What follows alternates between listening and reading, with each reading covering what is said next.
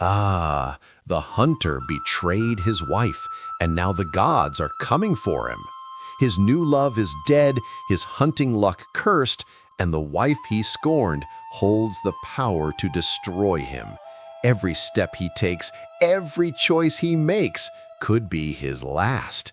Will he survive divine wrath, or will his betrayal claim everything he loves? Watch if you dare. In the deep silence of the night, a woman's cry rose, not of pain, but of a betrayal no one else heard but the gods. In the village of Okenna, where tall trees whispered secrets to the harmattan breeze, lived a hunter named Okenna. He was strong, respected, and known throughout the villages for his unmatched skill. Every market day he returned with antelope, bush pigs, or large rabbits carried proudly across his broad shoulders. But behind every man is a silent supporter, his wife, Nnenna. Nnenna was the kind of woman who loved deeply and spoke sparingly. She cooked Okenna's meals before dawn, stitched his hunting bags, and prayed to the ancestors for his safe return. But beneath her calm face lay a sorrow she told no one. For months, Okenna's eyes had changed. Rumors traveled like wildfire through the village. It was said that Okenna had been secretly meeting another woman, young, beautiful Adaku, the daughter of the palm wine tapper. Some villagers whispered that Adaku used charms.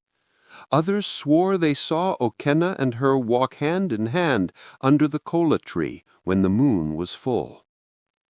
Nnenna heard it all. Her heart tightened like a drum skin stretched too far, but she said nothing. She cooked. She waited. She prayed. And every night, when Okenna returned home smelling of unfamiliar perfume and palm wine, she avoided his eyes. One evening, after a heavy rainfall that left the ground steaming and fresh, Okenna came home late. Nnenna had prepared roasted yam and pepper soup, but Okenna pushed it aside. "I've eaten already," he muttered. He did not meet her gaze as he washed his hands and lay down to sleep. That night Nnenna did not sleep. She stared at the roof and clutched the coral beads her mother left her, symbols of a woman's honor. She reached the silent decision. If her husband would not return to her, she would go to the only place left, to the shrine of the gods. When dawn broke, she wrapped her head in a faded scarf, left water to boil on the fire, and set out before anyone woke.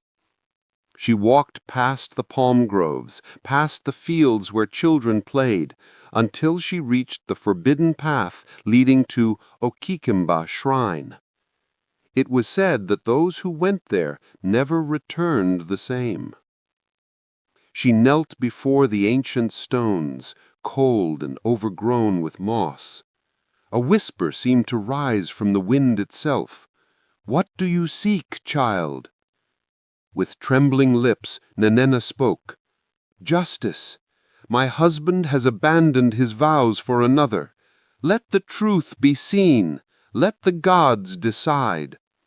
And as her tears fell to the earth, a sound echoed from behind the shrine, like footsteps, slow, heavy, approaching. Someone or something had heard her call. When you call upon the gods, you must be ready to receive their answer, even if it comes clothed in thunder. The footsteps grew louder until a tall figure emerged from between the shrine pillars, an old man dressed in tattered goatskin, leaning on a crooked staff. His eyes glowed the strange color of burnt palm oil, yet his voice was calm. "Nnenna of Okenna," he said, without her ever mentioning her name. Your heart bleeds with betrayal, and your tongue calls to the spirits. Speak now. What do you seek?" Nnenna's knees shook, but she forced herself to rise and face him. "My husband has abandoned me for another.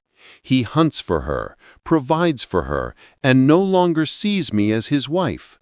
I want justice, not revenge. Let the truth of this betrayal be punished by the gods." The old man nodded slowly, drawing shapes in the air with his staff. "This is the earth of the fallen," he said. "Place your hand in it and speak your husband's name." Nnenna hesitated. The red dust seemed to shimmer like burning coal, but the image of Okenna and Adaku under the kola tree filled her mind, and with a trembling hand she reached in, feeling the powder coat her fingers like hot sand. "Okenna, son of Ajalu," she said. Her voice cracked, but she continued, "If he has broken his vows, let the gods judge him." The shrine seemed to breathe. A sudden gust swirled the dust around her. The old man's voice grew deep, echoing like distant thunder. "You have spoken. The gods accept your plea." He clasped her powder-covered hand in his and whispered an ancient prayer. The ground trembled rhythmically, like a heartbeat, and then silence. When Nnenna opened her eyes, the old man was gone. The sky above had darkened mysteriously, though it was still morning. The path back to the village seemed longer and strangely unfamiliar. As she walked, unease clung to her like dew. Villagers she passed spoke in hushed tones and gave her uneasy looks. When she approached her compound, she stopped at the gate. Okenna's hunting bag lay on the ground, but empty, not a single rabbit, antelope, or squirrel in sight. Just beside it, half covered in dust, she saw his bowstring, snapped in the middle. "You're back already?" she whispered to herself, her heart pounding. Inside, Okenna sat on the floor, his face pale, staring blankly at the ground. "What happened?" Nnenna asked. Okenna looked up slowly, and for the first time in months, their eyes met.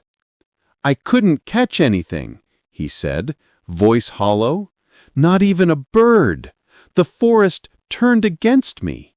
Then he added, barely above a whisper, "And I think I saw something watching me." Some betrayals are silent, but the ancestors always see. Okenna's voice trembled as he spoke. The confident hunter who once boasted of his exploits now looked like a man who had stared death in the face. "I felt it first," he continued, "like the trees were closing in on me. Every crackling leaf sounded like footsteps. I aimed at a bush rabbit, but my arrow snapped mid-air." He held up his bowstring. "This broke on its own." Nnenna clasped her hands together, her heart racing. She knew this could not be mere coincidence. The shrine, the blood oath, the gods had listened. But she said nothing. Okenna stood abruptly, pacing. "Then I saw it, a face." He lowered his voice. "A pair of glowing eyes, watching me from behind the iroko tree. I drew my machete, but before I could move—" He paused. Sweat beaded on his forehead. "It whispered my name." A long silence stretched between them. The only sound was the distant crowing of a rooster, and even that sounded nervous. Nnenna swallowed hard. Every part of her wanted to confess what she had done. But another part, the part wounded by years of silent suffering, whispered, "Wait." The sun slowly approached dusk. As night began to fall, Okenna refused to leave the compound. He shut the windows, double-bolted the door, and crouched by the fire. "Something is wrong," he muttered repeatedly. Nnenna cooked silently. The yam pounded in her mortar echoed in the still air. After serving him his plate, she retreated to her corner, facing the wall. Okenna hardly touched the food. He barely blinked. Midnight came. The wind outside howled through the cracks in the roof like a wounded animal. Somewhere, a dog barked in panic. Suddenly, Okenna jolted upright. "Did you hear that?" he whispered. Nnenna listened. A faint scratching sound came from the door. Then another faint whisper, like a breath in the dark. "Okay, Nnenna." The voice was neither male nor female, but ancient, heavy. Okenna crawled backward until he hit the wall, shivering. "No, no!" Nnenna stood up slowly. Her heart was pounding, yet she felt strangely calm. She knew this was the god speaking. But the voice wasn't done. It spoke again, louder, clearer, closer. "You never return what you stole. You never honor what you owe." The cracked door creaked open a finger's width, though no one touched it. A cold gust of wind rushed into the hut, blowing out the lantern flame and plunging them into darkness. In the pitch black, Okenna whimpered, "I need to go back. To the shrine! Someone has cursed me!" Nnenna shivered. He still didn't know whose curse it truly was. When the hunter becomes the hunted, even the shadows begin to speak. Okenna didn't sleep that night, nor did Nnenna. The whispers of the unseen lingered long after the wind fell silent, echoing like a chorus of ancestral voices in their minds. By dawn, Okenna was pacing the compound like a trapped animal. His eyes were shadowed, his breathing shallow. "I need to find the diviner," he said abruptly, his voice hoarse. "This is no ordinary curse. Something has followed me from the forest." Nnenna stirred from stirring her pot of palm nut soup. "Will the diviner tell you what you already know?" she asked quietly, watching him. Okenna stiffened, but didn't respond. Within the hour, he was dressed and ready to leave. His hunting bag lay on the bare mud floor, dusty and forgotten. "I won't be long," he muttered, but his hands trembled. He knew he lied. He didn't know how long he would be gone. He wasn't even sure he would return. By mid-morning, Okenna stood outside the hut of Ojemba, the oldest diviner in Ukum, who lived beyond the river in a clearing entwined with sacred trees. It was a place people visited only when the spirit world had bared its teeth. Ojemba sat on a low stool, shrouded in white cloth and kola nut husks. He opened one clouded eye as Okenna approached. "I have been waiting for you," he said. Okenna's breath caught. "You've seen it?" "I've heard it," Ojemba corrected. "The spirits have been unrestless. They whisper of betrayal and consequences." Okenna knelt. His voice cracked. "I beg you, tell me what to do. I am being followed. I cannot hunt. My tools break. I hear voices in the night." The old diviner lifted a bowl filled with cowrie shells and bones. He muttered ancient words, shaking the bowl 3 times before pouring them onto the woven mat. He studied the pattern for a long time.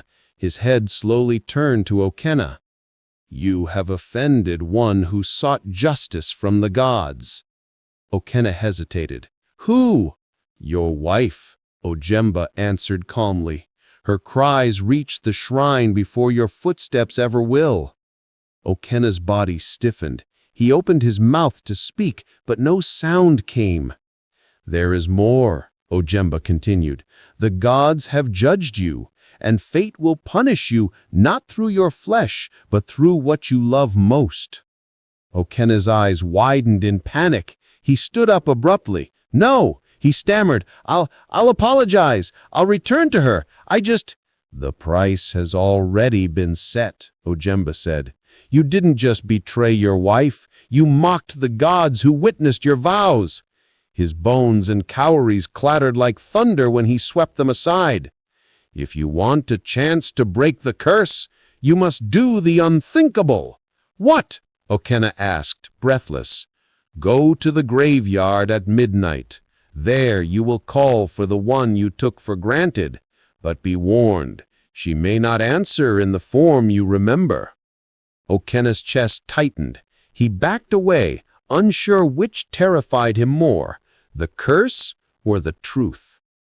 Back in the village, Nnenna was kneeling by the hearth, whispering a prayer.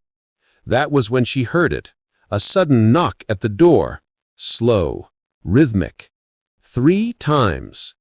She froze. There was no wind, no neighbor outside, only silence.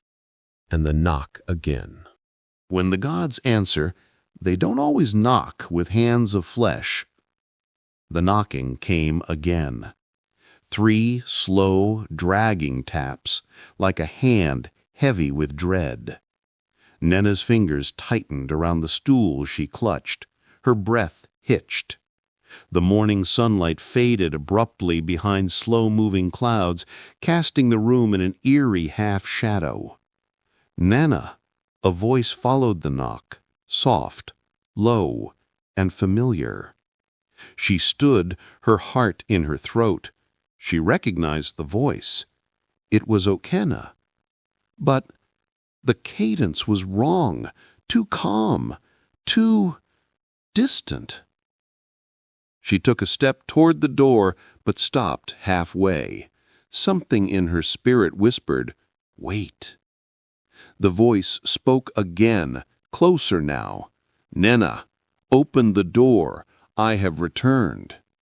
She pressed her back to the wall and listened. There was no sound of footsteps outside, no crunching of gravel, no shift of shadow through the cracks of the wall. "My husband would not knock," she whispered to herself. "Not like that." A sudden gust of wind slapped the thatched roof, sending dried palm fronds skittering across the compound. The oil lamp flickered, then went out completely, leaving her in near darkness. Then came a second voice. This one whispered from the opposite side of the hut, near the window. It was a woman's voice. "Mistress of the home, will you open, or must we wait with you in silence?" Nnenna's legs nearly gave way. She stumbled backward toward the center of the room. "Ancestor spirits, do not punish me. I only sought justice." Suddenly, all went silent. The knocking stopped, the air stilled, filled with a strange, heavy stillness, like the world was holding its breath. Then from behind her, "You should not have gone to them without me." She spun around. Okenna stood in the doorway. His chest was heaving, sweat dripped down his face, his clothes were torn, and dried mud caked his legs. "I heard voices," he said, eyes wild. "As I approached the village, I heard them whispering your name." Nnenna stepped back, unsure if this was truly him. You weren't here earlier?" he said. "I just arrived," he gasped, "from Ojemba." The chill of real fear settled between them. If Okenna had just returned, who, what, had been at the door? Okenna's breathing steadied slightly as he looked around the room.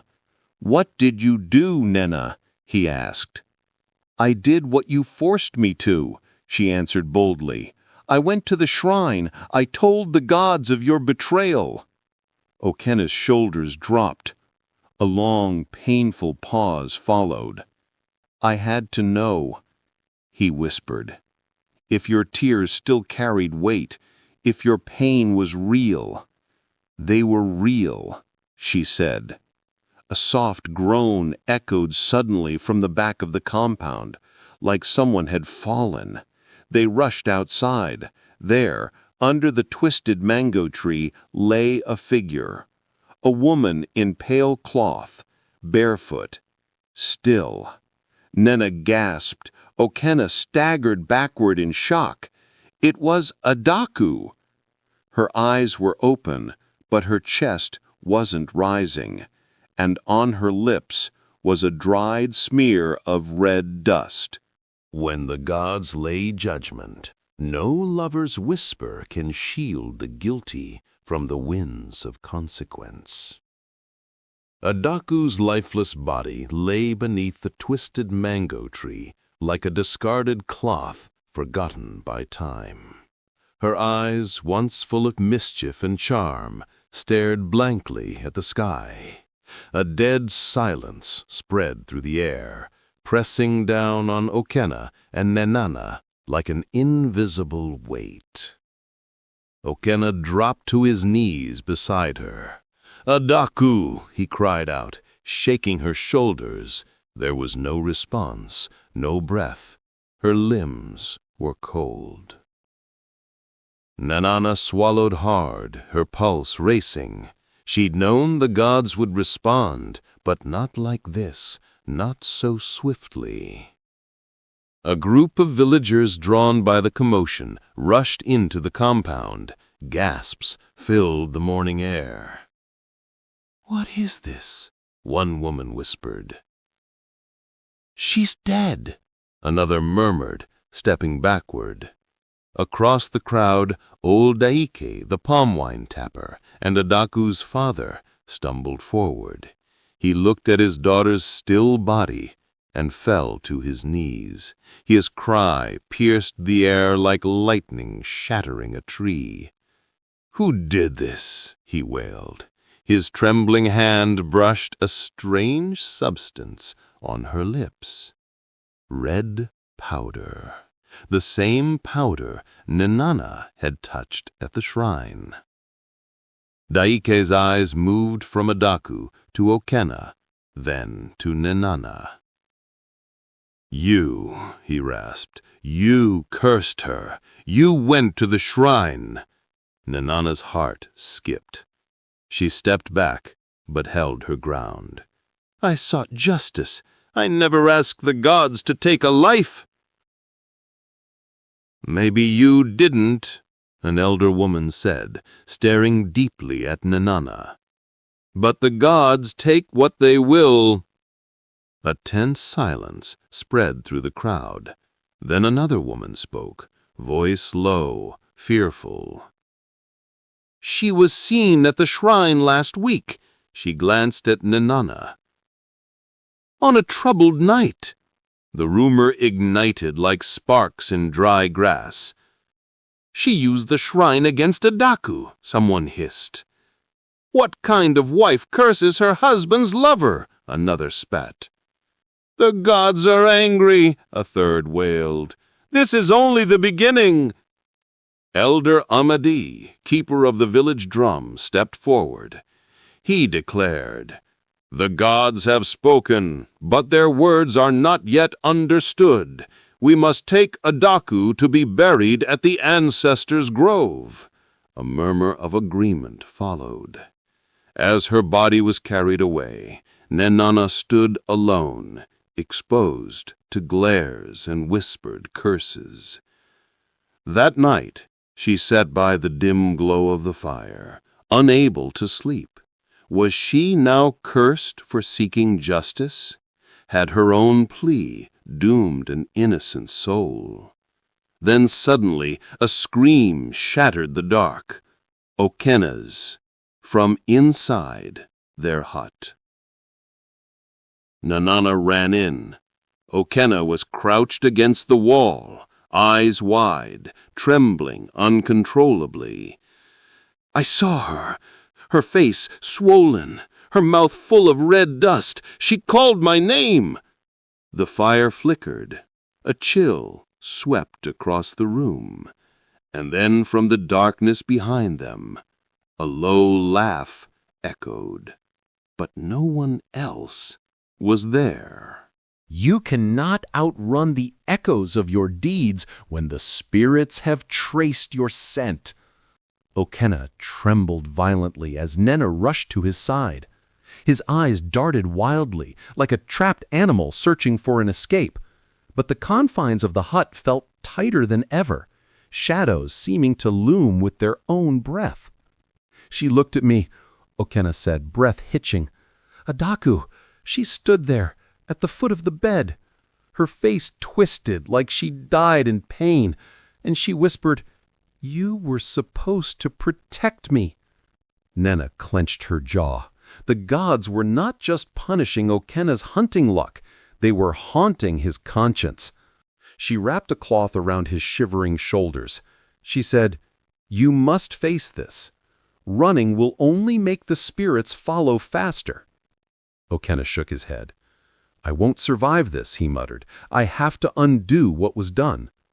"How?" Nnenna asked, voice low, eyes steady. He looked at her broken. Ojemba said there was a chance, a way to break the curse. Nnenna's heart slammed against her ribs. "You didn't tell me that." "He never asked," he snapped. Then softened, "But he warned me. I must go to the place where the spirits gather before dawn. I must confront the one I betrayed." Nnenna inhaled sharply. She knew what that meant. The graveyard. At night. Even the strongest warriors avoided that path, where the restless souls of the forgotten sometimes whispered to the passing wind. "You would go?" Nnenna asked, uncertain. "If I don't," Okenna said, voice cracking, "the spirits will never leave me. Adaku will haunt my every shadow. And worse, the gods may come for you, too." Nnenna's throat tightened. She wanted to feel anger, sorrow, pity. But instead, a chilling clarity filled her. You're not just facing your betrayal now. You're being measured for your true worth.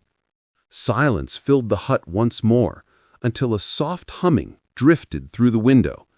A woman's voice, faint, melancholic.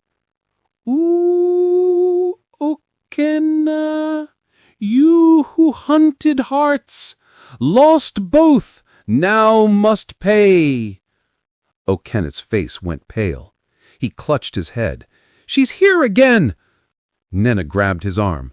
"Then we face her, together." Before he could protest, she blew out the lantern, threw a cloak over her shoulders, and with a steady hand pulled Okenna out into the night. The moon hung like a bruised eye over Ukum village. The paths looked unfamiliar, twisted by the strange presence lingering in the air. Even the crickets had quieted their song. They hastened toward the path leading to the graveyard, the sacred ground only visited during burials. Okenna stumbled as they neared the ancient Iroko tree at the entrance. The wind stilled. A soft crackling sound rose from the darkness, like dry leaves being stepped on. Then a figure appeared, pale, draped in white, hands stained with red dust, eyes cold and unblinking. It was Adaku, but her feet didn't touch the earth. "The dead may forgive, but not until their wounds have been named." Okenna froze, rooted to the ground as the floating figure of Adaku drifted forward. Her gown, once bright and alluring, now hung loosely like soaked cloth, stained by soil and red dust. Her skin seemed to flicker between flesh and mist, her eyes hollow as cracked gourds. Nnenna held Okenna's arm tightly. "Do not run," she whispered. "Running will only feed what hunts you." Okenna's voice trembled. "Adaku." When she spoke, her voice echoed from everywhere and nowhere at once. "You traded vows for shadows, and left me to bleed into the dirt." "I never meant," Okenna began, but the spirit's shriek cut him off, a chilling, piercing sound that sent tremors through the ground beneath their feet. "You promised to protect me, Okenna. You said no one would stand between us. And yet, when death came for me, I stood alone." Nnenna's heart twisted. A strange sadness washed over her. Despite everything, Adaku had loved him deeply. She died still believing he would save her. Okenna fell to his knees, shaking. "I was a fool, a selfish fool." The ghost's form flickered again like firelight caught in a storm. Her expression softened, but only slightly. "The gods heard what your lips denied. They took what you hid." "The shrine," Nnenna murmured under her breath. Adaku's head tilted in her direction, then back to Okenna. "Your wife cried to the gods, but she did not ask for my death. They punished your betrayal." Okenna lowered his head. Tears dripped from his chin to the earth. "What do you want? To see me suffer? To see me die? Tell me, I'll do it." Adaku floated closer, her face inches from his.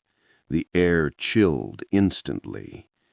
"To break the curse, you must give up what you love most." Okenna's breath hitched. He clutched his chest. What I love most." A booming crack of thunder split the tree above them. Branches splintered and crashed to the earth, just narrowly missing the couple. Nnenna screamed, pulling Okenna away instinctively. The spirit stepped back. Her outline began to dissolve into swirling mist. As her form faded, she said, "Remember, the gods are watching. The price is set." And just like that, she was gone. But the night did not rest. As the wind sighed, Nnenna helped Okenna to his feet. He looked at her then with a sorrow she had never seen before. "What I love most," he murmured. And suddenly it dawned on him. It wasn't Adaku. It wasn't even his hunting. It was Nnenna. "I have to choose," he said, voice raw. "And the gods will not let me choose wrongly." Nnenna stepped back, fear creeping into her bones as she whispered, "Choose what?" He looked up at her, tears in his eyes. "Whether to save my life or yours." Some choices are heavier than mountains, and yet only one can save you from the gods' wrath. Okenna's knees sank into the damp earth of the graveyard as the weight of the spirit's words pressed on him. His chest heaved, as if the night itself were squeezing the air from his lungs. And Nnenna stood a few steps behind, shivering in the cool, wind-whipped darkness. "The gods, they're testing me," Okenna whispered. "They're asking me to give up what I love most, or lose everything." And Nnenna's eyes widened. "You mean me?" she asked, her voice barely audible. Okenna didn't respond immediately. He looked toward the path to the village. The lights in the huts flickered like distant stars. He saw the hearth fires where children slept, the shadows of the trees swaying like silent witnesses.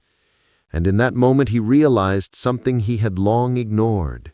And Nnenna had been there, always, through every feast and famine, every hunt and failure. But guilt and fear still clawed at him. "If I choose wrong, if I choose selfishly, the gods will destroy me. And you," he added, glancing at Nnenna, "I could lose you too." The wind rose suddenly, carrying with it the faint scent of red dust. The grave of Adaku was just beyond the clearing, a fresh mound that seemed to pulse with silent judgment. The memory of her still face haunted him, twisting his stomach into knots. Nnenna stepped closer. "Okenna," she said firmly, "you don't have to fear the gods if your heart is honest. You love me, don't you?" His eyes searched hers, and for the first time he saw the depth of her quiet strength, the woman who had held their home together even as his betrayal tore it apart. "Yes," he whispered, tears falling freely now. "I was blind. I thought I thought desire for her was more than what I already had. But it wasn't. It was you all along. A sudden hush fell over the clearing. The trees stopped swaying. The night sounds paused, as if the earth itself were holding its breath. Okenna stepped forward and knelt before Nnenna. "I choose you," he said, voice trembling. "I give the gods my honesty, my loyalty, my repentance. Take me, punish me if you must, but let her life and our life be spared." And then his hand touched his cheek. "The gods already know your heart," she said softly. "It's time to face the consequences together." As the words left her lips, the wind swirled around them. A figure appeared, a faint shimmer of white in the moonlight. It was a Daku spirit, hovering over her grave. She looked at Okenna and then at Nnenna. For a long moment no one moved. Then, with a soft sigh that sounded like the wind over the leaves, a Daku's form dissolved into the night, leaving only silence and the faintest trace of red dust floating in the moonlight. Okenna collapsed to his knees, gasping, and Nnenna caught him, holding him close as tears ran down both their faces. The graveyard seemed to exhale. The air lightened. The oppressive weight of the curse lifted. Though neither of them could see it, they knew the gods had accepted his choice. But just as relief began to settle over them, a sudden rustling came from the tree line. Something or someone was watching. Okenna froze, and then his hand tightened on his shoulder, and from the darkness a voice whispered, cold and distant, "The test is not yet over." Even when mercy comes, the gods demand a final reckoning. Okenna and Nnenna remained in the graveyard, holding each other, their bodies trembling from fear and relief. The wind had died down, leaving only the soft rustle of leaves. For a moment, it felt as though the world itself had paused, waiting. Then came the voice, low, distant, yet impossible to ignore. "The heart that chooses wisely must prove its worth, or all is lost." Okenna stiffened. Nnenna's eyes narrowed, sensing that the peace they had felt was only temporary. Who speaks?" Okenna asked, his voice trembling. "I am the hand of the gods," the voice replied, echoing through the trees. "You have made your choice, hunter, but the final trial remains. One of you must face what you fear most." Nnenna's heart skipped a beat. She glanced at Okenna. His face was pale, his eyes wide with terror. You're the one meant to go?" The voice spoke again. "No, together you must face the truth. Only together can the bond of love survive the wrath of the gods." A sudden chill swept through the clearing. The earth beneath their feet seemed to ripple. A fog rose from the grave of a Daku, thick and red-tinged, curling around their ankles. Shadows danced within the mist, forming shapes of animals, people, and unknown beings. Okenna felt a cold pressure in his chest, as if unseen hands were weighing him down. Nnenna gripped his arm. "Don't let fear rule you," she whispered. "We face this as one." The mist thickened, and from its center a figure emerged. Not a Daku this time, but a shadowy form resembling Okenna himself. Its eyes glowed with a fiery light, and it raised its hands, mirroring every move he made. "You see, the gods' test is of the soul. Face yourself, or perish." Okenna stared at the shadow. Every fear, every lie, every selfish desire he had ever harbored was reflected in that phantom. He felt his knees buckle, but Nnenna held him upright. "Look at me," she said firmly. "I am here. You are not alone. Face it, Okenna. Face yourself." The shadow laughed, a hollow, cruel sound that echoed in the graveyard. Then it lunged. Okenna stumbled back, but Nnenna stepped forward, placing herself between him and the apparition. "Together," she said, "we endure together." And so they stood, hand in hand, facing the darkness, facing the judgment of the gods. The mist swirled violently, a low roar echoing through the clearing. For a moment, it seemed as if the earth might swallow them whole. Then slowly, the mist began to lift. The shadowy figure faltered, weakened by the strength of their unity. Finally, with a sound like shattering stone, the apparition dissolved into nothingness. The air cleared. The stars above sparkled as if approving, and the graveyard exhaled a long, peaceful sigh. Okenna sank to the ground, exhausted but alive. Nnenna fell beside him, wrapping her arms around him. They had passed the gods' final test, together. But as they sat in silence, catching their breath, a rustling sound came from the distant tree line. Something, or someone, was moving, and this time the sound carried intent. The gods were not yet finished. The past is never gone. It waits, patient, until the moment you think you are safe. Okenna and Nnenna remained huddled in the graveyard, the night air still cold against their skin. Their hands were intertwined, but even together, they could feel the lingering weight of the gods' judgment. Then came the rustling again. This time it was closer, deliberate, heavy steps that seemed to circle them, never crossing the clearing, yet always near. Okenna gripped Nnenna's hand tightly. It's just the wind," he said, though his voice lacked conviction. Nnenna shook her head. "No, this is different. Something from the past, waiting for us." From the shadows, a figure emerged, not the spirit of Adaku this time, nor a phantom of the gods, but a man. He was dressed in tattered hunting clothes, eyes wild, and his lips curled into a grim smile. "Father," Okenna whispered, his voice cracked. The man stepped closer. "Do you remember me, Okenna, the hunter who left me for the forest, the hunter who betrayed those who trusted him?" Okenna's chest tightened. It was Ajalu, his father, who had disappeared years ago during a hunt, presumed dead.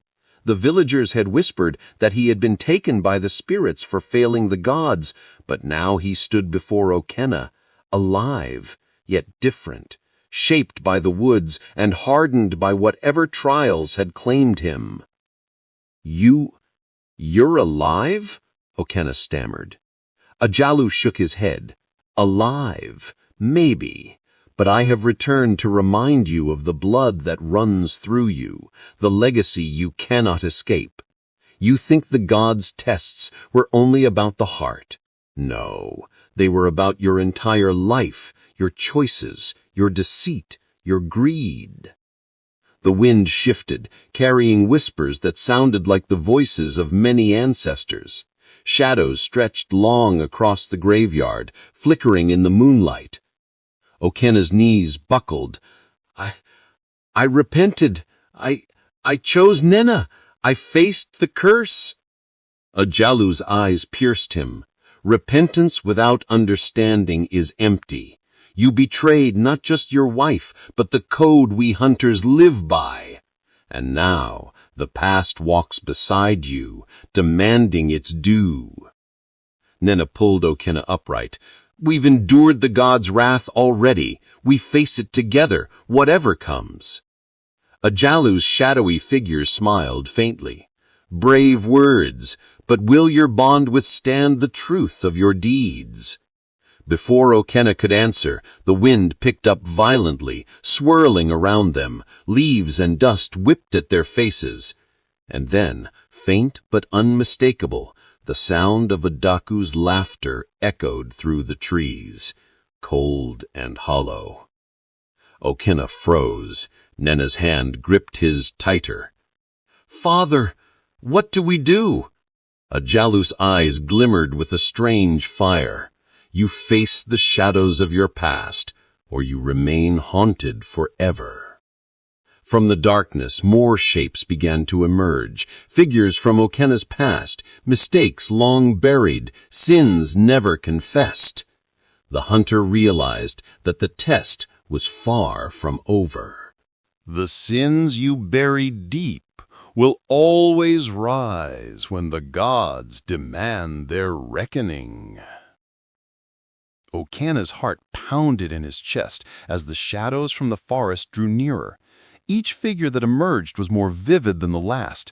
Faces he had seen, people he had wronged, moments of betrayal replayed like cruel theater. There was the old hunter who had trusted Okenna to guard his traps, now bent and broken, accusing him silently. There was the merchant whose goods he had stolen as a boy, standing rigid, arms crossed, eyes cold with judgment.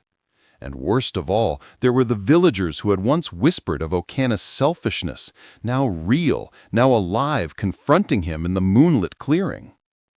Okenna fell to his knees, gasping, I cannot face this." Nnenna knelt beside him, her hands pressed against his chest, trying to calm him. "You can," she said firmly. "You survived the god's wrath before. This is no different. Face them, Okenna. Face yourself." A gust of wind blew, scattering the shadows. The faces shifted, now blending into a single image. Adaku.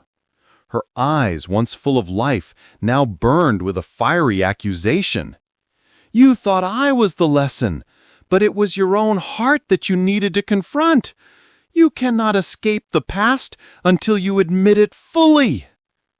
Okenna's teeth ground together.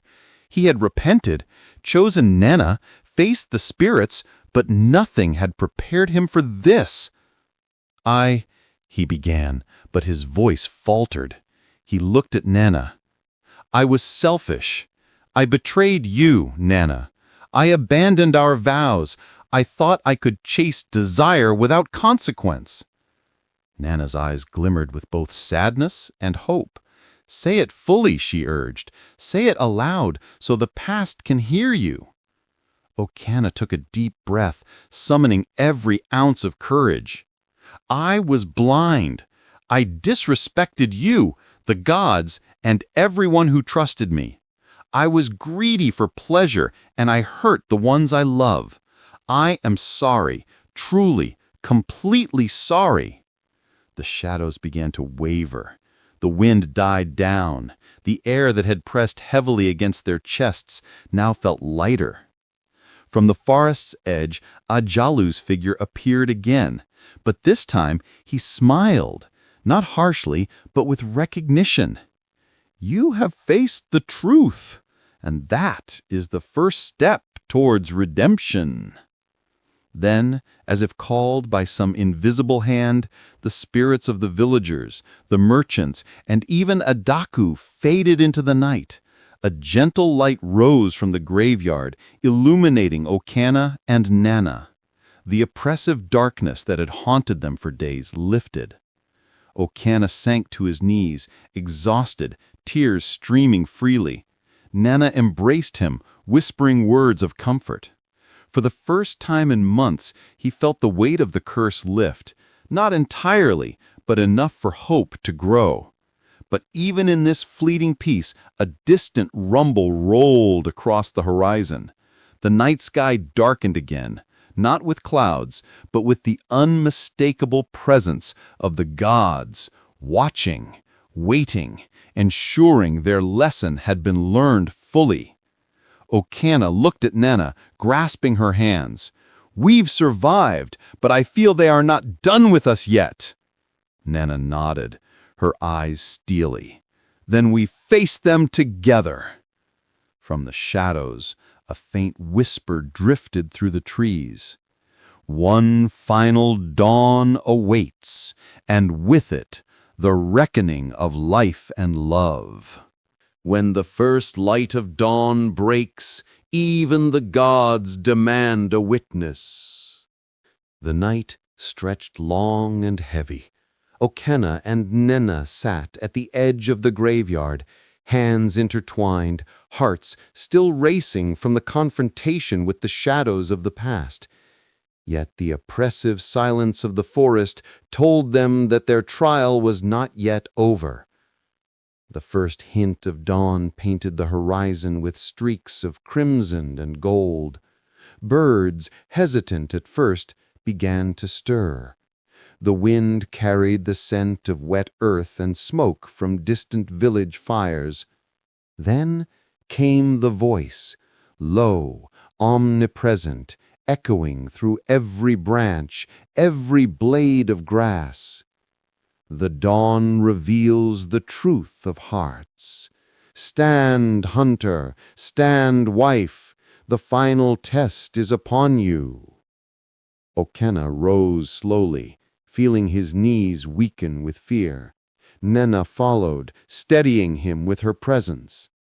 They stepped toward the heart of the graveyard where the earth had been disturbed by a Dakui burial. The red dust still lingered faintly in the morning mist. Suddenly, the ground before them began to shift. From the earth rose a figure, tall, regal, and cloaked in a dazzling light. Its face was hidden, but the aura it exuded was undeniable. Divine power, patient yet unyielding. You have confessed your sins, you have faced your fears, and you have chosen love over selfish desire, the voice intoned. But the gods must see if your hearts are worthy of life's blessings. Okenna's chest tightened. He asked in a voice that was barely audible, "What must we do?" The figure extended 2 hands, palms upward. From its fingers fell 2 golden orbs of light. They hovered in the air, warm and radiant, yet impossibly heavy with expectation. "Take them," the voice said, "and step into the dawn together. Only those united in truth, loyalty, and courage may carry this light. Those who falter shall be swallowed by regret."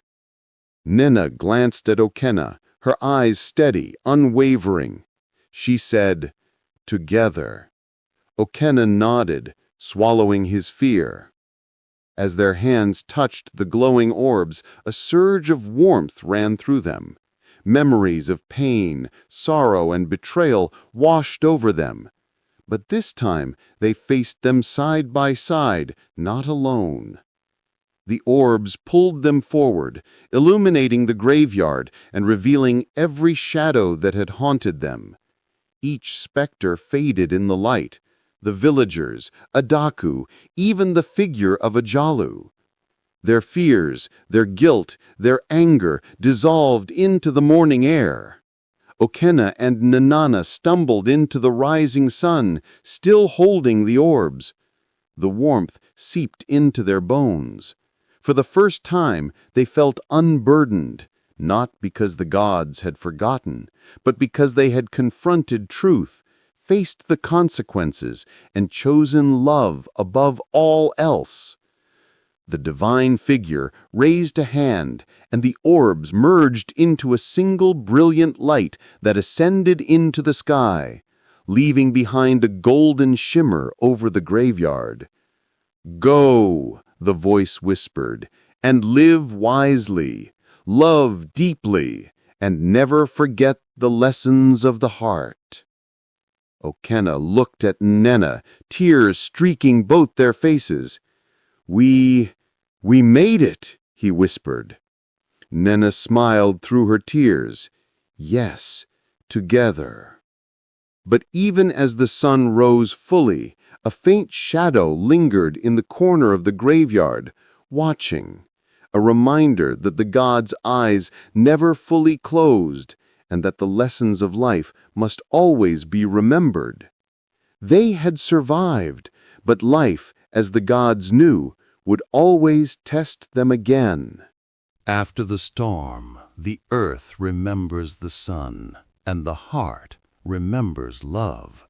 The sun rose high over Ukum village, spilling golden light across the mud huts and palm groves.